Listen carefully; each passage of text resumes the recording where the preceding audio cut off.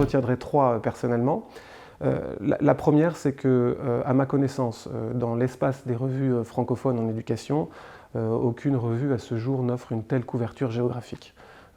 La revue met un soin particulier à chaque numéro à contacter des auteurs de pays différents et à permettre ainsi ce que le professeur Marc Bray appelle une petite encyclopédie de l'éducation dans le monde. Le deuxième point, c'est que c'est une revue qui met en avant la diversité des points de vue. Ce n'est pas une revue académique au sens strict du terme, il n'y a pas que des chercheurs qui publient dans cette revue-là. Au contraire, la revue veille à ce qu'il y ait une diversité de points de vue, ce qui rend en général les sujets d'une part accessibles et d'autre part aussi assez complets dans le croisement des opinions et des analyses.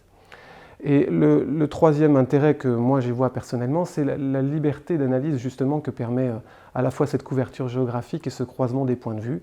Liberté d'analyse par exemple dans les sujets même de la revue, qui est parfois assez originale dans la façon d'investiguer les thèmes qu'elle choisit. Par exemple le numéro sur les ONG en éducation, quand la revue s'est lancée dans ce thème-là, il n'y avait absolument rien sur ce sujet dans les revues francophones à ce moment-là.